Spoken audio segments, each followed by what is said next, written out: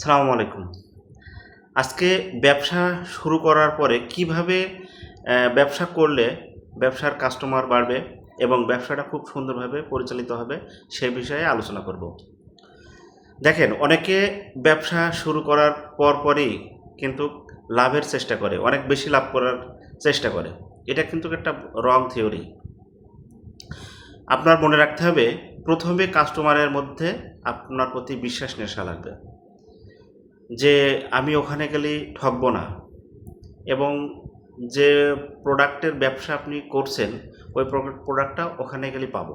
এই বিশ্বাসটা যখন আপনার কাস্টমারের ভিতরে আসবে তখন দেখবেন যে আপনার ব্যবসাটা অনেক সুন্দর চলবে। আমার অভিজ্ঞতায় দেখছি যে একই ক্যাটাগরির ব্যবসা পাশাপাশি দুইটা, এক ব্যবসায় অনেক ক্রেতা থাকে, লোক ঠেলে ফেলা যায় না, আবার পাশের আরেকটা ব্যবসায় লোক যায় না। কেন যায় না? এজন্য কাস্টমার কমফোর্ট ফিল করে, যেটাই অনেক বেশি লোক যায়, তার প্রতি বিশ্বাস থাকে যে না, আমি ওখানে গেলে ঠকবো না। এই কারণে সর্বপ্রথম মুনাফার আশা না করে কাস্টমারের বিশ্বাস অর্জন করতে হবে, তাহলে আপনার ব্যবসাটা অনেক সুন্দরভাবে পরিচালিত হবে, আপনি অনেক দ্রুত ব্যবসা করে উঠে যেতে পারবেন।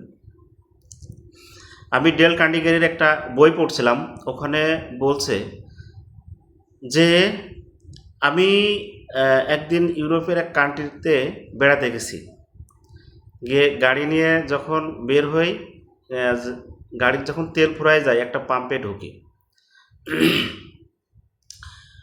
পাম্পে তেল নেওয়ার মুহূর্তে একটা ছোট বাচ্চা এসে আমার গাড়ির গ্লাসটা পরিষ্কার করে দেয়। এটা কিন্তু তাদের এক্সট্রা একটা সুবিধা দিচ্ছে। তখন ওই লেখক বলছে যে আমার এত সুন্দর ব্যবহার করলো এবং ওই এক্সট্রা একটা সুবিধা দিছে, এর কারণে আমার মনে হয় যে কোনো দিন যদি আমি ওই দেশে আবার বেড়াতে যাই তাহলে তেল নিতে কিন্তু আমি ওই পাম্পে যেতে মন চাই। তাহলে এখান থেকে আমাদের কিন্তু শিক্ষা আছে যে আপনি যদি কাস্টমারের সাথে সুন্দর ব্যবহার করেন এবং ছোট ছোট অল্প এক্সট্রা সুবিধা দেন, তাহলে কিন্তু আপনার কাস্টমার দীর্ঘস্থায়ী হবে এবং কাস্টমারের ভালো মন্দ, কাস্টমারের সাথে সবসময় হাসি মুখে কথা বলা, এগুলো কিন্তু ব্যবসার একটা গুরুত্বপূর্ণ কাজ। আর একটা কথা মনে রাখবেন, যে ব্যবসায় যত বেশি সুনাম অর্জন করে তার ব্যবসা তত বৃদ্ধি পায়। সুনামটা কি? গুডউইল কি? এটা একটা সংজ্ঞায় বলা হচ্ছে যে যদি কোনো পুরাতন কাস্টমার আবার আপনার কাছে ব্যাক আসে তাহলে সেটা আপনার সুনাম। তার মানে আপনার কাছে ব্যাক আসলেও সে আপনার সুনামের কারণে।